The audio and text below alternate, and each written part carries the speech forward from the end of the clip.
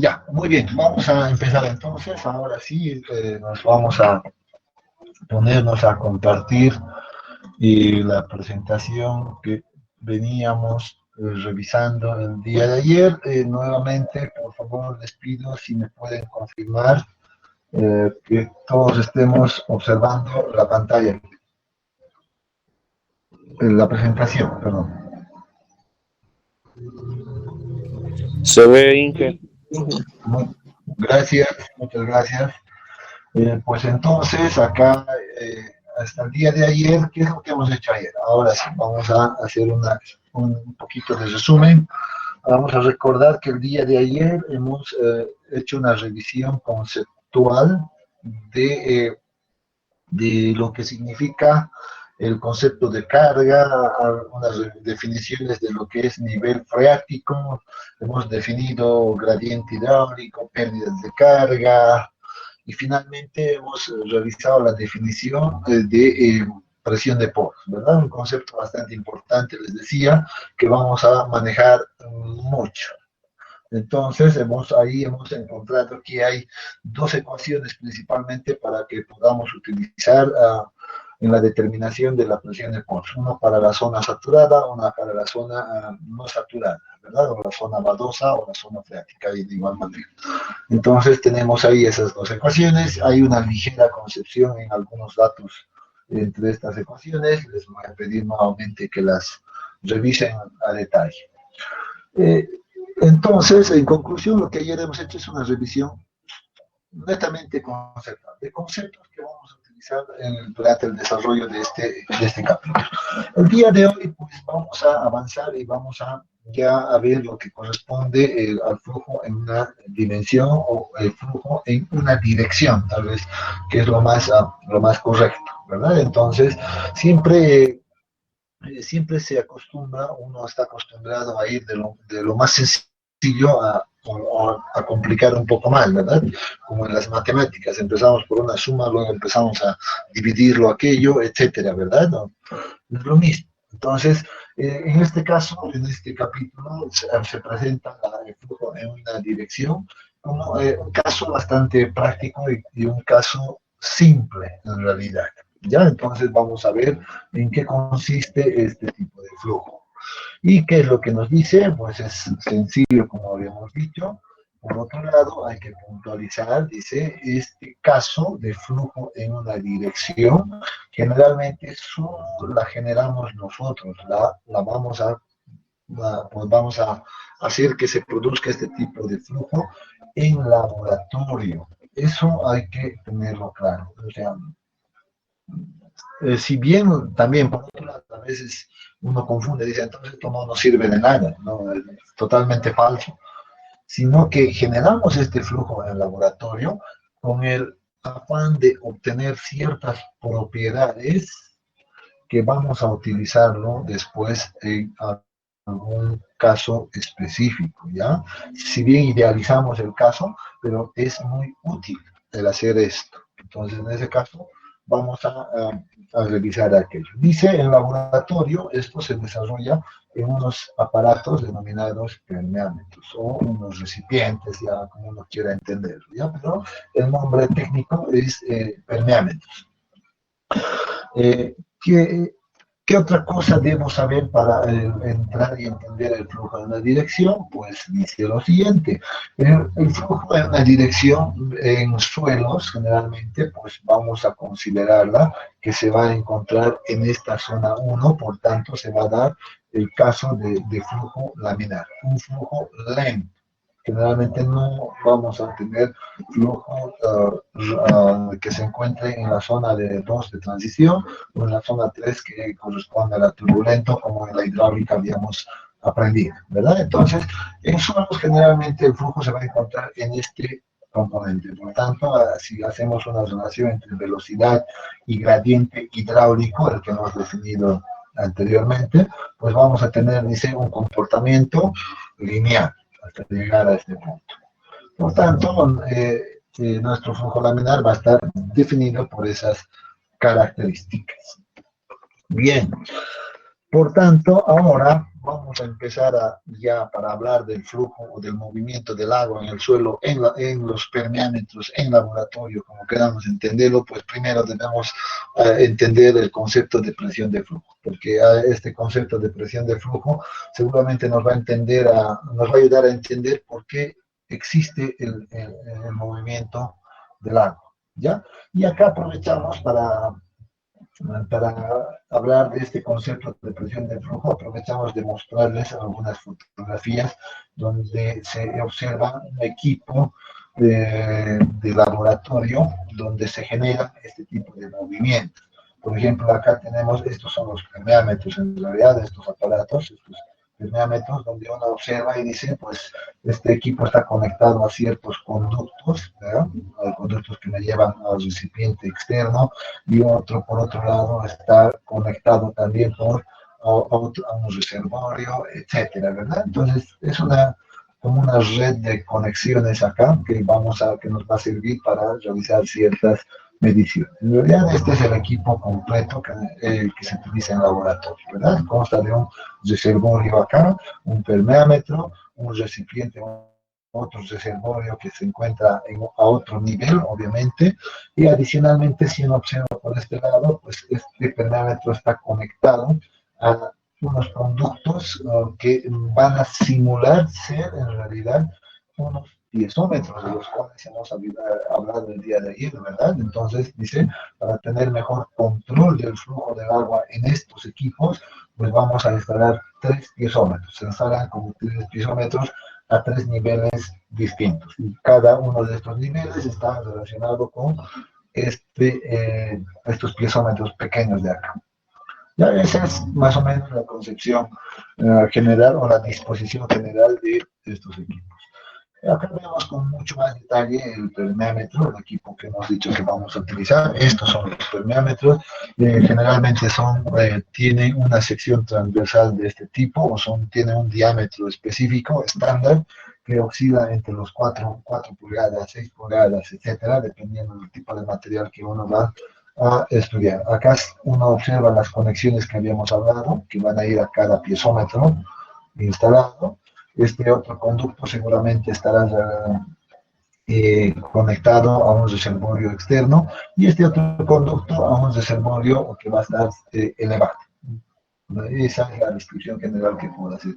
¿Qué más observamos? Observamos acá que en este permeámetro pues, el suelo se ubica en estos niveles. Acá tenemos la configuración, tenemos ahí en ese nivel se va a ubicar la muestra de suelo que vamos a probar. Vamos a probar cómo circula o cómo se mueve el agua por este suelo.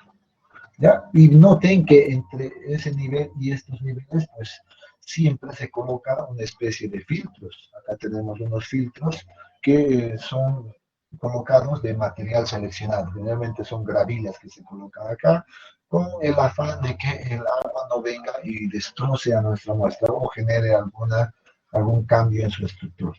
¿Ya? Entonces, por eso se colocan estos filtros y que además cuando el agua va a llegar acá se distribuye de manera uniforme hacia el suelo. Por otro lado, en la parte de salida igual se vuelve a colocar estos filtros de acá con el mismo material que se tiene. Ya, entonces, hecho esta aclaración de estos equipos que se utilizan en el laboratorio, pues vamos a pasar a ver este concepto de presión de flujo. Entonces, ¿qué es lo que vamos a describir a continuación? Vamos a describir lo siguiente. Vamos a tratar de reproducir el comportamiento o el procedimiento que se realiza en el laboratorio para generar movimiento de agua. ¿Ya? Eso es lo que vamos a tratar de describir y para aquello nos vamos a apoyar de este modelo idealizado y simplificado. En realidad hemos visto hace un momento el modelo original que estaba conectado con varias mangueras, etcétera, a un reservorio alto, otro de salida, etcétera, ¿verdad? Entonces, sin embargo, acá vamos a hacer una simplificación de aquello. Vamos a suponer que este es nuestro permeámetro y va a ser un permeámetro medio especial porque va a tener una válvula de salida simplemente, no 3 como hemos visto hace un momento, ¿verdad? Simplemente va a tener una, estamos haciendo una modificación, por así decirlo. Y lo que vamos a hacer es de que este permeámetro, en este caso, ya tenga, por ejemplo, su filtro inferior, una grava como hemos indicado, y este esté conectado a un reservorio que se va a encontrar a una determinada altura. ¿Ya? Entonces, el criterio o el principio siempre va a ser el mismo, ¿sí? Tener un reservorio elevado, el cual va a conectar a nuestro permeámetro y seguramente en el permeámetro, ¿qué vamos a hacer? Vamos a instalar el suelo o la muestra de suelo. Por tanto, vamos a decir, en este permeámetro que ahora está vacío, vamos a introducir una muestra de suelo que va a ir desde el nivel C, que estaba ya marcado por acá, el nivel C, hasta un nivel B, que lo vamos a poner en este punto. Muy bien, en este caso, el suelo va a ir en este rango, ¿verdad? En el rango C, B o BC directamente. Definiéndose en este caso que una longitud L de la muestra, ¿verdad? En todo este espacio, pues la longitud L va a definir la altura de la muestra, en otros casos. Por otro lado, entonces, es un dato que estamos conociendo, y es un dato conocido. Por otro lado, también es recordar que el área de la sección del permeámetro también es conocido. Si conocemos el diámetro, pues seguramente vamos a conocer el área, antes de que avance todavía al respecto. Segundo paso, dice, ¿qué es lo que vamos a proceder? ¿No? Dice, por el reservorio, ahora sí vamos a hacer uso del reservorio y vamos a hacer que ingrese agua. Vamos a hacer circular con el reservorio. Seguramente en la práctica uno se habrá dado cuenta que acá estos tienen unas pequeñas válvulas también, que son válvulas de control, que me sirven para cerrar y abrir el conducto. ¿Verdad? Que principalmente este reservorio se encuentra siempre a un nivel constante, por tanto, esa va a ser una de mis condiciones también que voy a manejar. ¿Ya? Por eso nos dice que el caudal va a ser constante. Si el caudal es constante, eso significa que el nivel del agua de acá debe ser exactamente el mismo siempre. Debe mantenerse en el mismo nivel. Y eso en el laboratorio se consigue fácilmente. Por tanto, dice, eso va a hacer que el agua, o que ocurra flujo ascendente hasta un nivel A. Muy bien, vamos a ver qué es lo que ocurre. Dicen, vamos a suponer, si nuestro reservorio estaba lleno, como estamos mostrando ahora, vamos a suponer que ahora abrimos la válvula, y una vez que abrimos la válvula, ¿qué pasa? El agua va a empezar a transportarse por el conducto y va a llegar hasta nuestro permeámetro. Una vez llegada al permeámetro, pues el agua empieza a chocar inicialmente con el filtro, ¿verdad? Con las piedras porosas por acá, satura al filtro y empieza a entrar en contacto con el suelo. Muy bien, entonces, si esto se mantiene constante todo el tiempo, si esto se va a mantener constante, ¿qué va a pasar acá? Va a pasar que el agua va a empezar a entrar a los poros del suelo y va a empezar a saturar a la muestra, ¿verdad? Es el proceso que hemos descrito. Y completando, o más bien cambiando la estructura a un suelo saturado, ¿verdad? En esas condiciones, si sigue todavía el caudal ingresando por este reservorio, pues vamos a llegar a que el agua va a seguir subiendo. Y como tiene una válvula que en este momento se encuentra abierta, pues seguro que el agua, si no paro acá, si no cierro la válvula de acá, pues el agua va a circular continuamente por acá. ¿Verdad? Eso entendemos, eso es fácil de entender, no hay creo que mucho que decir al respecto. Solo estamos haciendo una representación de lo que va a ocurrir en este equipo.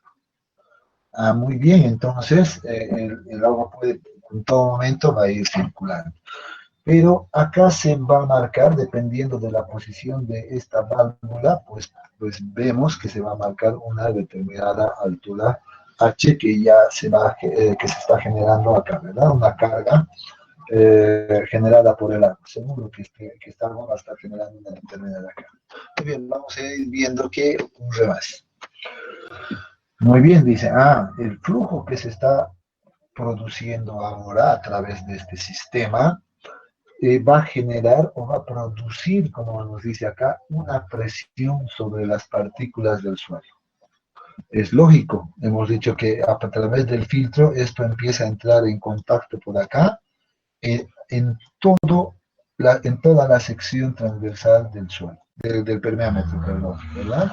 Entonces este va a ser uniforme, se va a generar una fuerza, una presión, el agua va a llegar con una presión, con una determinada carga, ¿verdad? Y eso depende obviamente de la posición, seguro, de este nivel de agua que acá. Esa presión que se genera acá en este contacto es conocida con el nombre de presión de flujo J. Por tanto, ese valor, o J minúscula vamos a decir, ese valor entonces ya estamos definiendo el concepto de presión de flujo. Entonces, la presión de flujo no había sido más que la presión con que llega el agua al suelo.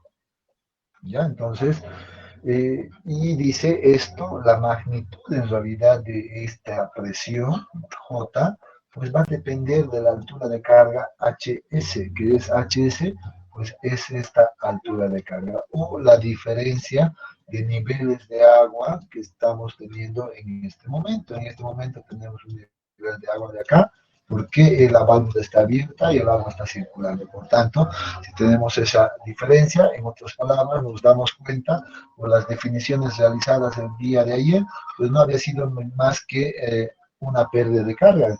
Entonces, HS había sido igual a una pérdida de carga que se está produciendo en este sistema.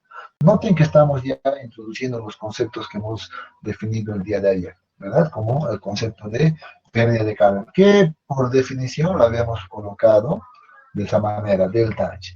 Sin embargo, acá para este modelo yo puedo decir simplemente es una altura HS para identificar. Pero si veo esta configuración, me doy cuenta que había sido una pérdida de carga. HS es una pérdida de carga, primeramente. ¿Ya? Entonces, J en este caso es esta presión con la que me va a permitir a que el agua circule seguramente por el suelo, a través del suelo, pase por el suelo y circule. Muy bien, acá viene una primera observación que debemos realizar. ¿Qué dice esta observación? Dice, si la magnitud de J es demasiado grande, entonces corremos el riesgo de que las partículas del suelo de acá pues empiecen a levantarse y vengan a quedar en esta configuración, una configuración de flotación, ¿verdad? Una condición de falla. A esta condición se la denomina condición de falla. El suelo falla por flotación. Entonces, esta es una falla, en realidad, es algo que debemos evitar. ¿Qué estamos diciendo con esto? Porque en algún momento, si hay grandes cantidades de agua que va a circular por un determinado terreno, pues es probable que me esté generando este tipo de fallas. Entonces debemos también controlar eso, entonces, en algunas obras, sobre todo en obras hidráulicas, ¿ya? En las presas de tierras, ataguillas, etc. En esos casos, un problema particular es esto. Por tanto, para aquello debemos conocer seguramente la presión de flujo. Muy bien. ¿Qué pasa ahora? Dice, otra condición. Muy bien, ahora vamos a cambiar la condición. ¿Qué pasa si cerramos esta válvula que se encontraba acá, que permitía el flujo? Entonces la vamos a poner una barrera por acá, el agua ya no va a circular. Entonces, ¿qué va a pasar? Recordamos que el caudal que está ingresando por acá siempre está funcionando de manera constante. Entonces, si cerramos esto, ¿qué pasa? Seguramente el agua que estaba saliendo pues va a subir hasta el punto cero, o si quieren hasta encontrar el equilibrio, el mismo nivel del reservorio, ¿verdad? Entonces, eso ya sabemos de conceptos de la hidráulica. Por tanto, vamos a tener una condición ahí de equilibrio. Y cuando esto ocurra, pues, ¿qué pasa en este momento? Ya no existe flujo. En este punto, pues, no va a existir flujo y se detiene. Ya no va a haber agua que esté circulando por acá, por nuestro material, ¿verdad? Entonces, ¿qué es lo que ha ocurrido? Acá debemos hacernos una pregunta, entonces, ¿qué ha pasado? ¿Cuál es la explicación de este efecto? Muy bien, dice, se deduce lo siguiente. Se deduce que la presión producida por el agua entre los niveles 0 y A, en este elemento que está marcado bien remarcado en otras palabras, pues está realizando o contrarresta, en otras palabras, que contrarresta a la presión de flujo. Sabemos que la presión de flujo estaba actuando en este sentido, en cualquier parte de todo este de acá del suelo, perdón, J minúscula estaba actuando ahí. Al haber subido esto a este nivel, pues entonces, ¿qué ha pasado? Dice, muy bien, se ha generado una acumulación de agua entre el nivel A y el nivel 0, pues entonces esto nos permite definir que esto va a contrarrestar a esta presión de acá. Y seguramente en algún momento llega al equilibrio, llega a igualar a esta presión, por tanto, ya deja de moverse el agua, se queda quieto. Y esta presión básicamente está definida con una letra J minúscula. Entonces J mayúscula, ¿verdad? Entonces vamos a decir que es J mayúscula la presión generada por el agua que se encuentra en este rango.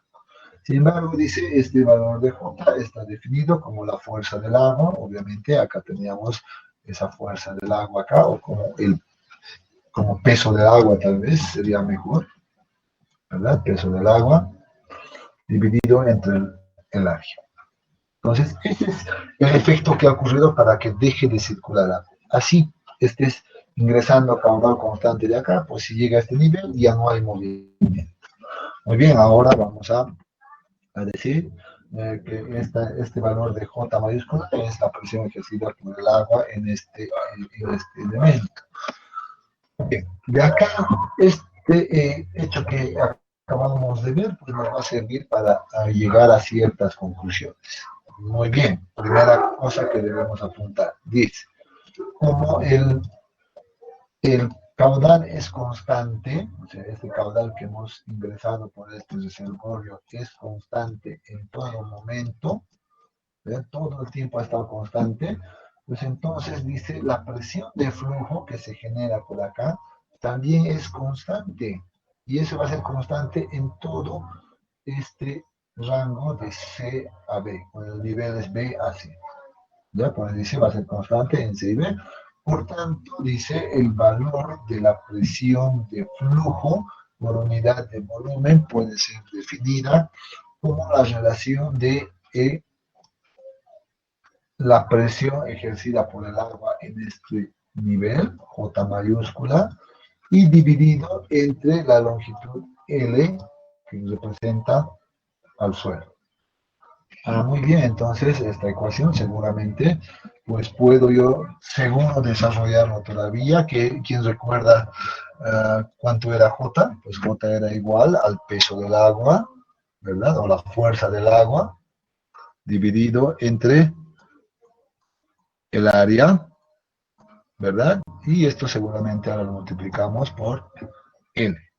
Entonces, hasta ahí tenemos esta ecuación. Muy bien, seguro que todavía puedo desarrollar el peso del agua. ¿Cómo puedo desarrollar el peso del agua?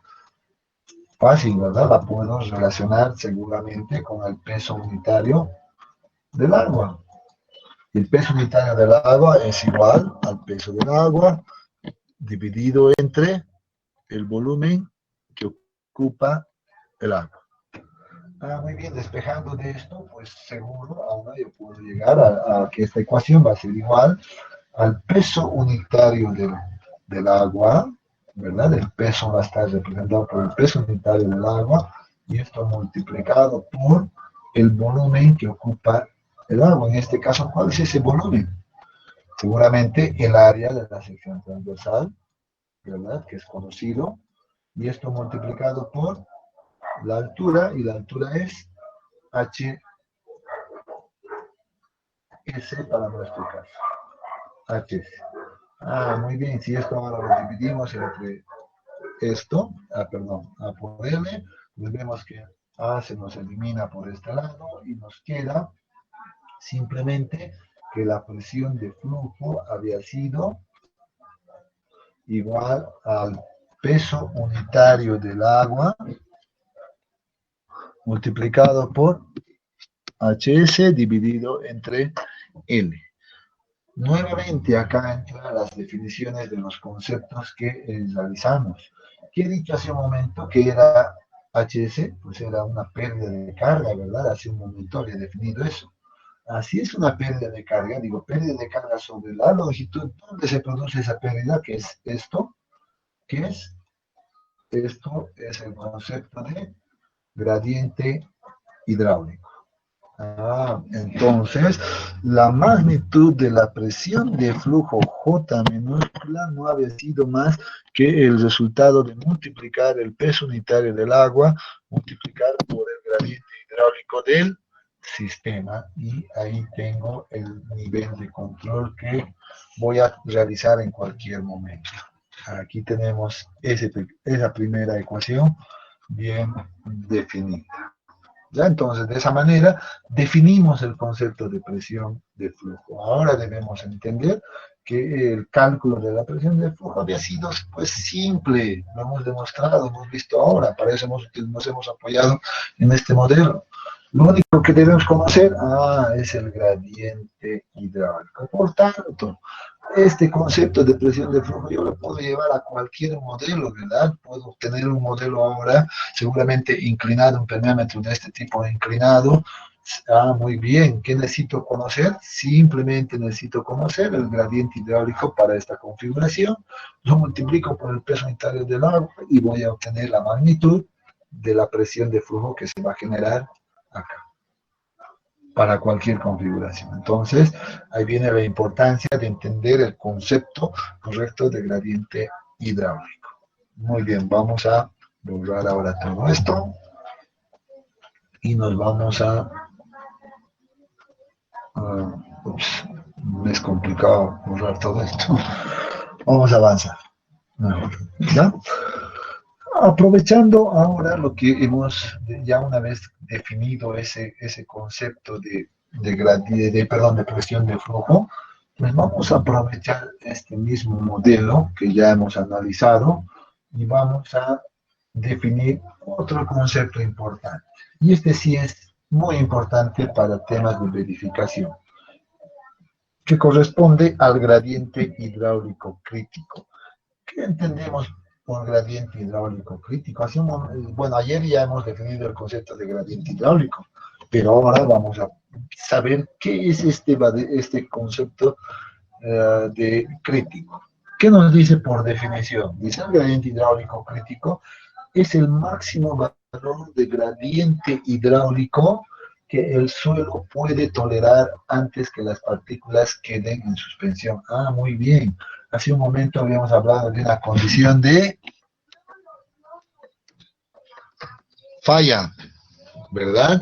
Habíamos dicho que dependiendo de la magnitud de la presión de flujo J, a veces este puede ser grande, entonces estas partículas pueden quedar en suspensión por acá y el suelo se va a considerar en una condición de falla. Allí ahora sí viene la complementación. Para evitar o para controlar si el suelo corre riesgo de falla por flotación, pues este concepto de gradiente hidráulico o este parámetro aura, o esta propiedad, nos va a ayudar a controlar eso. ¿Ya? Porque ¿qué nos dice? Es el máximo valor, el valor límite, antes de que estas partículas pues empiecen a levantarse o separarse unas respecto a otras. Ese concepto hay que tenerlo claro. Muy bien. ¿Qué más podemos decir entonces? Entonces hay que definir este concepto, hay que definir cómo vamos a calcular este valor del gradiente hidráulico crítico. Hay que saber, hay que conocer cuál va a ser la ecuación que vamos a utilizar para determinar esta magnitud, para conocer como el último valor posible, ¿verdad?, de gradiente hidráulico. Entonces dice, para esa condición, entonces vamos a suponer una configuración crítica para este modelo y vamos a hacer la descripción. ¿Qué nos dice? El peso del suelo y el agua de los niveles C aquí nos dice C y A, o sea, acá, el peso del suelo y el agua que encontremos en estos niveles A y C, y va a ser igual, o tiene que ser igual, al peso total del agua que se encuentre en los niveles C y O. Ah, muy bien, entonces, si se cumple esa igualdad, dice, pues nos vamos a encontrar en una condición crítica, en una condición de que las partículas ya estén al límite de separarse. Por tanto, dice ahora esa condición para nuestro modelo que hemos utilizado acá, pues va a venir definido de esta manera. Entonces, acá tenemos una ecuación de igualdad en función a esto. Estamos describiendo nada más el peso del suelo más el peso del agua entre el nivel B y A va a ser igual al peso del agua que se ubica entre los niveles C y O. Es una representación de todo este término, esta ecuación. Entonces, ahora, pues seguro si resolvemos esta ecuación o reemplazamos las condiciones que tenemos por acá, vamos a encontrar el valor. Ingeniero, no que le interrumpa.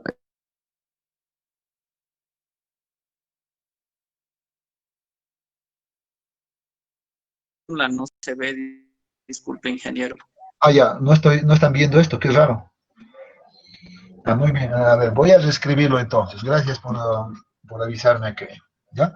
Entonces, la fórmula es que, bueno, la representación de todo esto que estamos indicando acá, pues a ver, la voy a reescribir, a ver, no sé dónde, la voy a poner acá encima, ¿ya?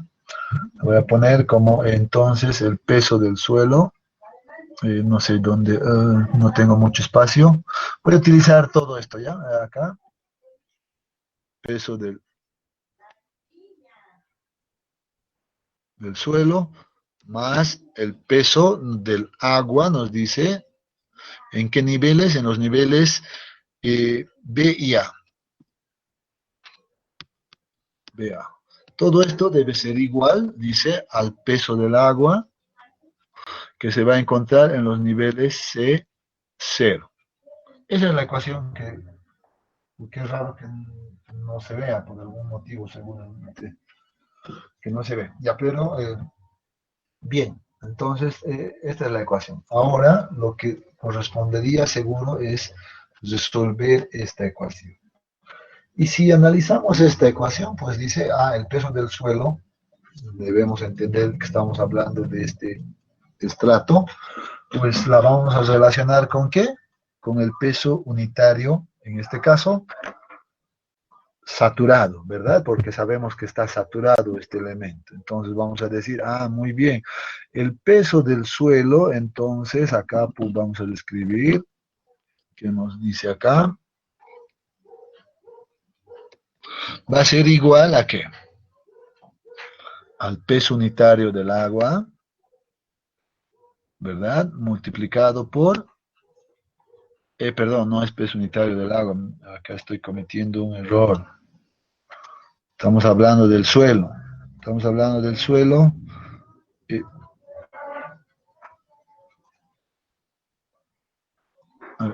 Estamos hablando del suelo. Por tanto, debe ser el saturado, ¿verdad? Y esto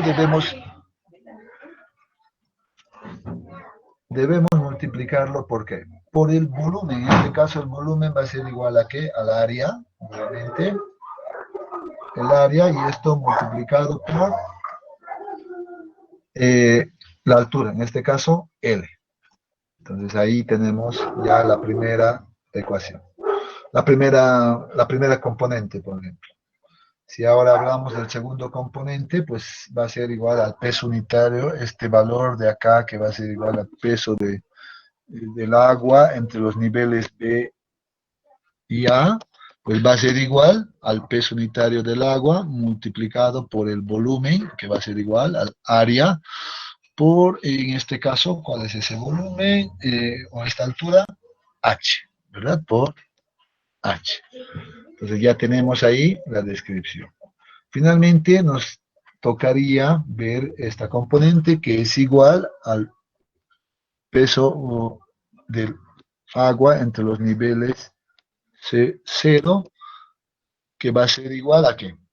Al peso unitario del agua multiplicado por el área, y para que haya el volumen, pues sabemos que es todo esto, la suma de L, H y HS.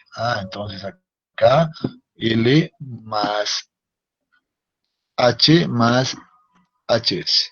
Entonces ahí tenemos ya el desglose de cada uno de estos componentes. Si uno ya coloca en la ecuación, reemplaza todos estos datos en la ecuación y hace algunas operaciones seguramente de algebraicas, va a llegar a una conclusión. Ya, y yo voy a dejar que ustedes realicen ese reemplazo, pero vamos a colocar acá que el valor crítico o el valor del gradiente hidráulico crítico, y eso es lo que se debería definir con aquello, perdón, no sé dónde colocarlo, voy a pasar a la siguiente página para que tenga mejor espacio. Vamos a decir que el gradiente hidráulico crítico entonces va a ser igual al peso unitario sumergido sobre el peso unitario del agua. Entonces, acá definimos ahora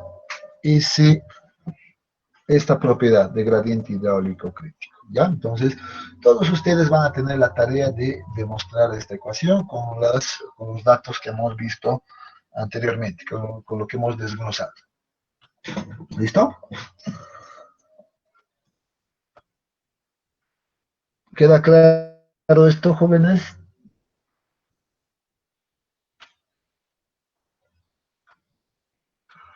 Y Muy bien, yo pensé que se habían ya salido del curso. Estaba muy calladitos. Ya.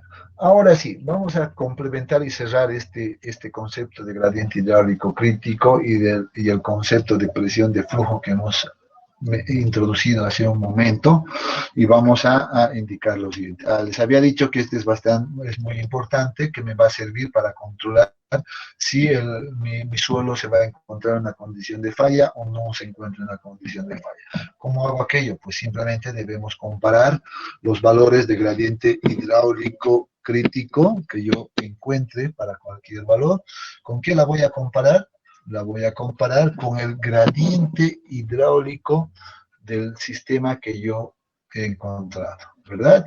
Para calcular el gradiente hidráulico crítico, pues utilizamos esta ecuación. Para calcular este gradiente hidráulico crítico, pues ¿qué utilizamos? Pérdida de carga, delta H sobre L. Entonces son dos valores muy distintos.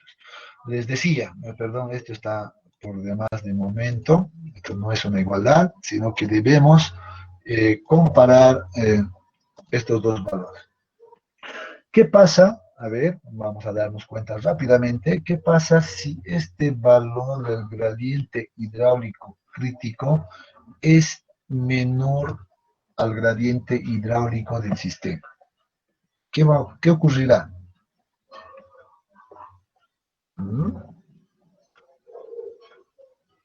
¿Qué pasará en este caso? ¿Será que hay una condición de falla? ¿Será que solo ya se encuentra en una condición en flotación? O la otra comparación que debemos realizar: ¿qué pasa si el gradiente hidráulico crítico es mayor o igual a este valor? ¿Qué creen que ocurre? Dos posibilidades que vamos a tener, ¿verdad? ¿Qué dice el concepto de gradiente hidráulico crítico? Nos dice, es el máximo valor de gradiente hidráulico que el suelo puede soportar antes que las partículas queden en suspensión o en flotación. Ahí está la respuesta. Entonces, si sé ese concepto, entonces digo, este valor es máximo, por tanto no debería de ser superado nunca. Si es superado, entonces, como nos está diciendo en este caso, entonces estamos en una condición de falla. Aquí se produce la falla por flotación, como hemos dicho. Simple comparación de estos dos valores.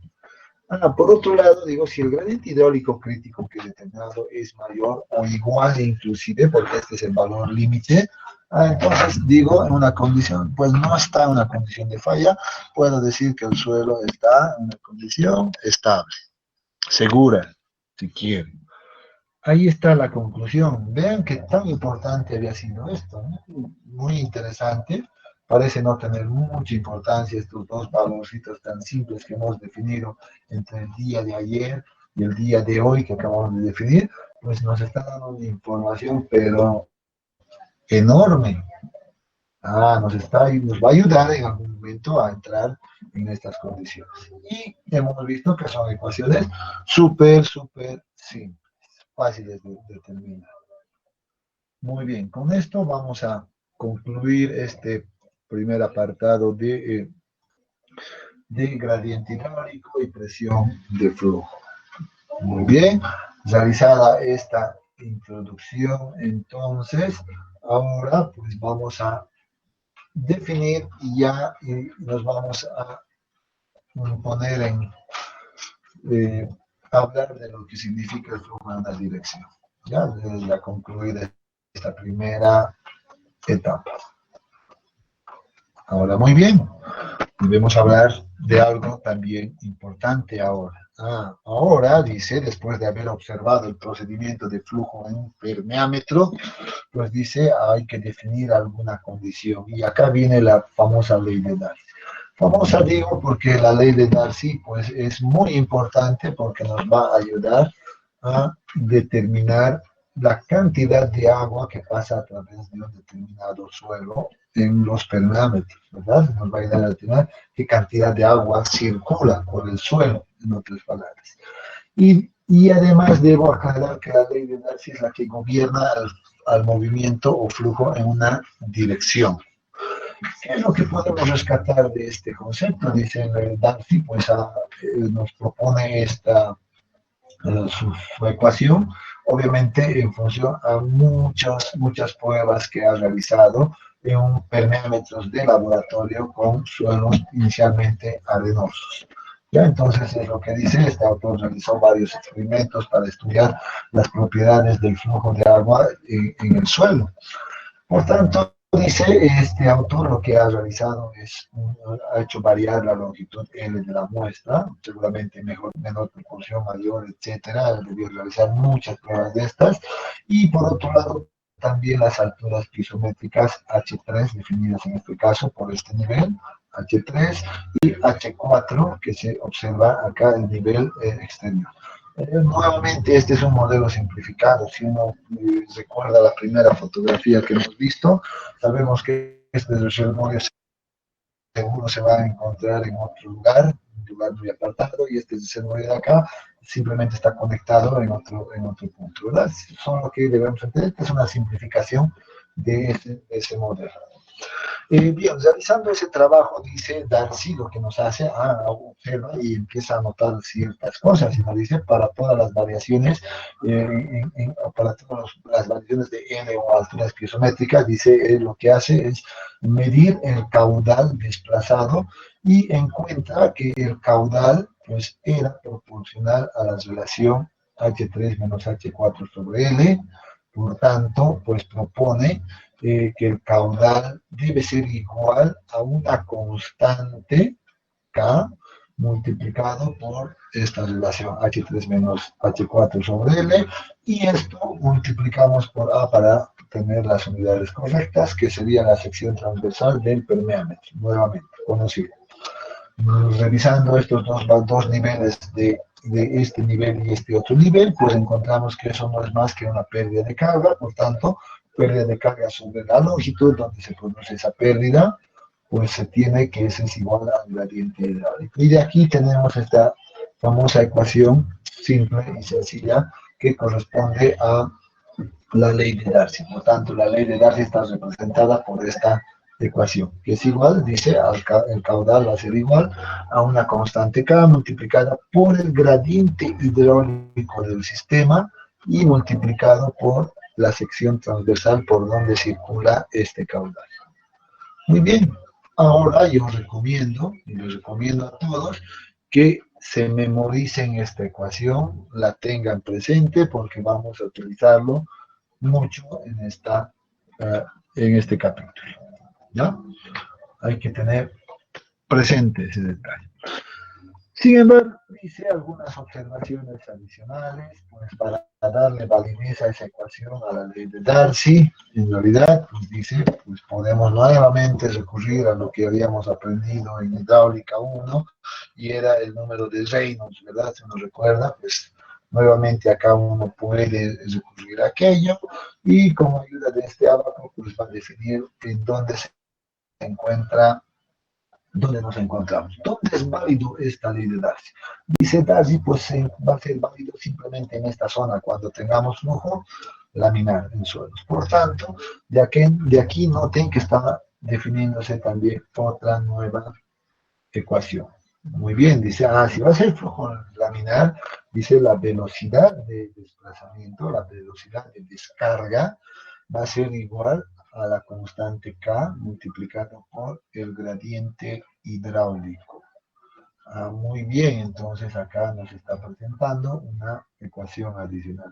Si uno recuerda la ecuación que nos presentó Darcy, pues decía, el caudal es igual a K por I por A. Entonces, según esto, pues podemos también describir seguramente que el caudal es igual a la velocidad de descarga multiplicado por A.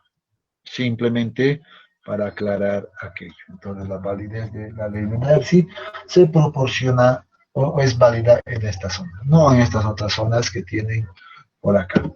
¿Ya? Entonces, eso simplemente para aclarar. Ahora vamos a aprovechar de hablar un poco de lo que representa la conductividad hidráulica, ese valor, esa constante que aparece en la ley de Darcy, porque ese es el parámetro en realidad que toma mucha importancia en el flujo del agua en los suelos. ¿Ya? Por eso dice, este parámetro evalúa la resistencia que ofrece el suelo al flujo de agua. Vean la importancia que tiene ahora este parámetro K, que se había llamado conductividad hidráulica. Algunos lo llaman coeficiente de permeabilidad o algunos simplemente permeabilidad del suelo. Entonces son conceptos que pueden encontrar en alguna bibliografía ustedes. Entonces, o conductividad hidráulica, o coeficiente de conductividad, o coeficiente de permeabilidad, perdón, o permeabilidad simplemente. ¿Ya? Entonces puede encontrarlos con esos términos, pero es referente a esta constante K. Por lo que dice esto, depende mucho de la estructura del suelo. Acá tiene que ver mucho la estructura, si la estructura es dispersa, la estructura es floculada, etcétera, lo que ya hemos visto en el capítulo 1. ¿Ya? Entonces depende de aquello. Muy bien, dice ahora existen diversas maneras para determinar el coeficiente de conductividad hidráulica del suelo. Ahora, muy bien, si yo necesito calcular qué cantidad de agua se mueve a través de un suelo, pues debo conocer este parámetro. Y dice, ahora hay que preguntarnos, ¿cómo determinamos este valor? Y ahora nos dice la respuesta que existen distintas maneras. Primera, que aparece en la lista, dice a partir de ensayos de laboratorio. Muy bien, entonces debemos seguro facilitarles unos manuales de laboratorio como lo hemos estado haciendo hasta el momento, ¿verdad? Para que ustedes revisen el procedimiento correcto. Segundo, métodos empíricos. Muy bien, voy a pedirles a ustedes que vayan al texto guía y se vayan a este apartado y revisen los diversos métodos empíricos que existen y que están anotados en su texto. Lo van a revisar simplemente a modo de que vean que existen ahí, que están ahí los métodos. ¿Ya? Hay muchos métodos que sobre todo se encuentran en función a las propiedades de granulometría o distribución del tamaño de partículas. Por eso dice, depende de la estructura del suelo. Finalmente aparecen los métodos de ensayos de campo, que sería tal vez lo más recomendable realizar. Sin embargo, debemos aclarar que el hecho de encontrar estos valores en campo pues conlleva a gastos muy elevados, y en la práctica común esta tercera opción solo se las realiza para proyectos muy importantes. ¿Ya? ¿Qué es lo que se hace generalmente? Generalmente lo que se hace es realizar los ensayos de laboratorio. Y pocos también realizan estas estimaciones por este método, por lo cual no es muy aconsejable aquel, porque son métodos empíricos, como su nombre lo indica. Pero sí existen aproximaciones. Sin embargo, lo más recomendable, pues entonces, es realizar estos ensayos de laboratorio. Ya, entonces, ya hemos visto el laboratorio, entonces el flujo en una dirección, pues lo vamos a realizar con un objetivo, con el objetivo también de encontrar este valor del coeficiente de conductividad hidráulica. Muy bien, entonces ese había sido el objetivo de estos ensayos de laboratorio y de uso del flujo en una dirección. Con esto, pues vamos a empezar a describir rápidamente estos ensayos de laboratorio. Dice que ahora existen dos pruebas de laboratorio principalmente, que corresponden a los ensayos de carga constante y carga variable. Dos ensayos muy comunes que se utilizan. Ya vamos a hacer la revisión muy rápida de esto. Antes de entrar en esto, pues tenemos un gráfico, una tabla acá que nos muestra valores teóricos de conductividad hidráulica o del valor de esa constante K para distintos tipos de materiales. Sin embargo, acá nos vamos a dar cuenta que para el rango que esto implica para distintos tipos de materiales es sumamente amplio. Vean que para estas ramas va de 1 a 100, para estas va aumentando ya en este orden, y observemos para un suelo fino. Van en el orden de 10 a la menos 6 hasta 10 a la menos 10. Tremendo. Entonces son millones. Vean, la diferencia entre este punto y este otro punto es realmente tremendo. ¿Eso qué significa? Pues significa que nomás debemos determinar adecuadamente estos valores o estos parámetros, ¿verdad? Siguiendo estos procedimientos de laboratorio. Vamos a repasar rápidamente los ensayos de laboratorio y vamos a decir primeramente los ensayos de prueba de carga constante, que dice esto se aplica en los suelos de grano grueso, como son las gravas y las arenas. Muy práctico aquello. Tenemos un modelo simplificado acá, simple, que nos va a ayudar a determinar el valor de la conductividad hidráulica. Si aplicamos este modelo que tiene acá, para esto voy a pedirles por favor que revisen el procedimiento de prueba que se los voy a subir en unos minutos más a la plataforma del Classroom. Lo van a descargar y van a hacer la revisión de este procedimiento. ¿Ya? Entonces, ¿qué es lo que prima en este ensayo? Nuevamente, aplicar la ley del Darcy. K por I por A. Hay que acordarse de esta ecuación. Y dice, en el ensayo que se realiza, pues se mide el volumen recolectado en un determinado tiempo. Por tanto, dice acá, voy a tener un volumen que es recolectado acá, que le va a corresponder a un determinado tiempo. Dos datos importantes que se miden en laboratorio. Entonces, aparte seguro de la pérdida de carga, de tener los datos de la longitud de la muestra, etc. ¿Verdad? Con eso dice que el volumen entonces pues va a ser reescrito, o este volumen puede ser escrito como el producto del caudal multiplicado por el tiempo. Si ahora esto nosotros lo reemplazamos acá en esta otra ecuación, seguro que vamos a poder despejar el valor de K, que es el objetivo, encontrar el coeficiente de conductividad hidráulica. Muy bien. Esto voy a dejarles para que ustedes hagan la lectura de este ensayo de laboratorio. No vamos a hablar más al respecto. Objetivo, encontrar este valor. Segunda prueba, ensayo de prueba de carga variable. Un ensayo dice que se aplica a suelos de grano fino, como son los limos y las arcillas. Muy bien.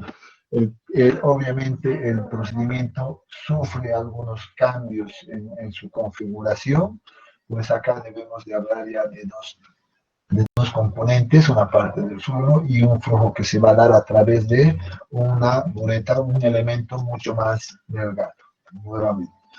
Ya, entonces, en estas condiciones, pues dice, la ley de Darcy también se va a aplicar con el mismo concepto y esto va a ser válido para el suelo. Sin embargo, dice, para el flujo que se va a producir en este elemento, en esta boleta, pues podemos utilizar esta ecuación o se va a dar de esta manera. Seguro que los detalles van a encontrarlo mejor en el laboratorio que les voy a proporcionar. ¿Ya? Igualando ahora estas dos ecuaciones de acá, vean que ya se ha incorporado un diferencial, seguro que vamos a necesitar hacer algunas operaciones integrales inclusive para poder encontrar el valor de K nuevamente. Entonces, dos cosas que les voy a dejar pendiente para que ustedes lo complementen. Ya, dos ensayos, ensayo de carga constante y el ensayo de carga variable. Muy bien, pues a partir de aquello seguramente vamos a poder realizar algunas correcciones adicionales, ¿ya? Independiente de que si hemos trabajado con ensayos de carga variable o carga constante, dice, se debe realizar una corrección por temperatura. ¿A qué se refiere aquello? Dice, el valor determinado de K debe ser expresado, dice, a una temperatura de 20 grados centígrados. Esto no lo digo yo, lo dice la normativa, la norma ASTM, en la cual se enmarcan estos ensayos. ¿Ya? Entonces, para eso, entonces, dice, pues debo realizar una corrección, por donde dice el valor del coeficiente de conductividad hidráulica K sub 20, que hace referencia a la temperatura de 20 grados, va a ser igual a una constante T multiplicado por la conductividad hidráulica encontrada en el ensayo de laboratorio. Porque seguramente en el laboratorio no siempre se va a realizar a una temperatura de 20 grados centígrados. Puede ser 18 grados centígrados, 21, 24, no sé, inclusive 30 tal vez, etcétera, ¿verdad? Por tanto, ese valor encontrado, pues debemos todavía multiplicarlo por un factor de corrección. Y ese factor de corrección seguramente la vamos a encontrar en el procedimiento, también se encuentra en el formulario que ya tienen ustedes disponibles para poder resolver cualquier problema. ¿Ya? Entonces, coeficiente de corrección por temperatura, conductividad hidráulica correspondiente a una determinada temperatura durante la realización del ensayo. Y caso 20, conductividad hidráulica para una temperatura que corresponde a 20 grados centígrados exactamente. Y ese es el valor que debemos utilizar para cualquier problema. Y aquí está el cuadro del que les hablaba. Dice, pues acá tenemos las distintas temperaturas, los distintos los factores de corrección, ¿verdad? Que van 23, 24 hasta 70 grados. Entonces, dependiendo a aquello, pues vamos a determinar el factor de corrección que corresponda y vamos a multiplicar al K obtenido del ensayo. Muy bien, con esto pues vamos a concluir la clase del día de hoy y vamos a quedarnos hasta acá. ¿Listo? Entonces, el día de mañana seguramente ya vamos a continuar hablando probablemente de algún ejemplo que tengamos. ¿Algún comentario hasta acá, por favor?